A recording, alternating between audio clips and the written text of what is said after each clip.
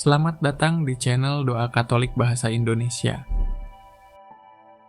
Series kisah Alkitab adalah tempat di mana cerita-cerita suci menjadi hidup kembali untuk menguatkan hatimu, mengajarimu percaya, dan menuntunmu lebih dekat kepada Tuhan.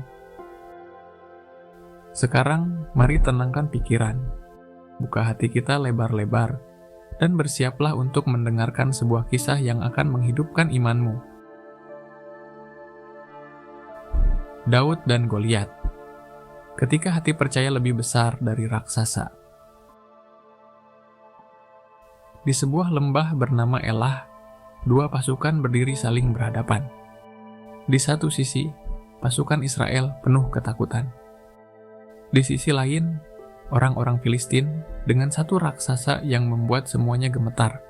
Goliat, sang prajurit raksasa dari Gat. Tingginya lebih dari 2 meter. Bajunya dari perunggu, tombaknya seperti tiang kayu, dan langkahnya mengguncang tanah. Setiap pagi dan sore selama 40 hari, Goliat berdiri dan menantang. Pilihlah satu orang untuk melawan aku. Jika ia mengalahkanku, kami akan menjadi hamba-Mu. Tapi jika aku menang, kalianlah yang akan menjadi hamba kami. Dan tak seorang pun berani maju, bahkan Raja Saul sekalipun. Lalu datanglah seorang anak muda, bukan seorang prajurit, bukan seseorang dengan pedang atau perisai, tapi seorang gembala kecil bernama Daud. Daud datang bukan untuk berperang, tapi hanya untuk mengantar makanan bagi kakak-kakaknya. Tapi ketika ia mendengar tantangan Goliat, hatinya terbakar. Siapa dia ini yang berani menghina pasukan Allah yang hidup? Semua orang menganggapnya hanya anak kecil, tapi Daud tahu siapa yang menyertainya. Ia berkata kepada Raja Saul, "Hamba akan pergi melawan dia." Saul ragu, tapi akhirnya setuju. Ia memberi Daud baju perang, tapi terlalu besar. Daud melepaskannya. Ia tidak perlu itu. Yang ia bawa hanyalah tongkat, umban, dan 5 batu licin dari sungai. Ketika Daud mendekat, Goliat menertawakannya. "Apa aku anjing sampai engkau datang padaku dengan tongkat?" Tapi Daud menjawab dengan iman yang menggetarkan langit. "Engkau datang dengan pedang dan tombak, tetapi aku datang atas nama Tuhan semesta alam. Hari ini Tuhan akan menyerahkan engkau ke dalam tanganku." Daud berlari ke medan perang.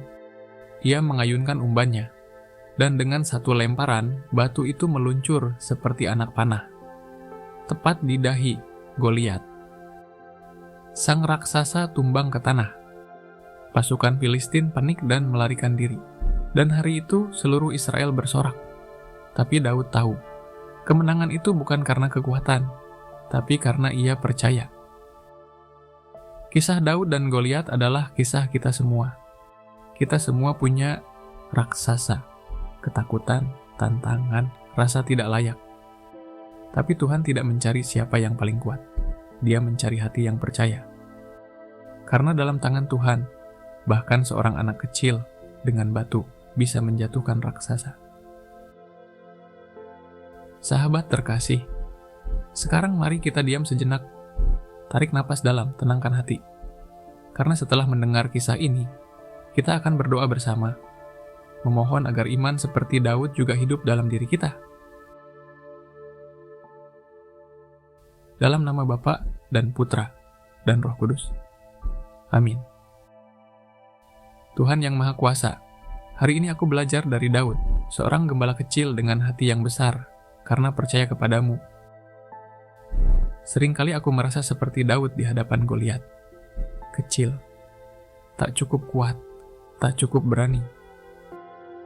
Tetapi aku tahu Tuhan bahwa kemenangan bukan datang dari kekuatanku, melainkan dari-Mu. Tolong aku ya Tuhan, untuk tidak takut menghadapi raksasa dalam hidupku. Ketakutan, keraguan, rasa tidak layak, dan hal-hal yang menakutkanku diam-diam. Tanamkan dalam hatiku iman seperti Daud. Iman yang percaya bahwa Engkau hadir, Engkau membela dan Engkau tidak pernah kalah. Ajari aku untuk tidak bersandar pada apa yang kulihat, tetapi pada siapa yang bersamaku. Hari ini aku menyerahkan hidupku ke dalam tangan-Mu, dan aku percaya, raksasa boleh besar, tetapi Allahku jauh lebih besar. Amin. Dalam nama Bapa dan Putra dan Roh Kudus. Amin. Terima kasih telah bergabung bersama kami dalam kisah hari ini. Kami harap cerita ini menguatkan imanmu dan membawamu lebih dekat kepada Tuhan. Jangan lupa untuk subscribe, like, dan bagikan video ini kepada siapapun yang membutuhkannya. Semoga damai Tuhan menyertai hati dan harimu. Sampai jumpa di kisah berikutnya.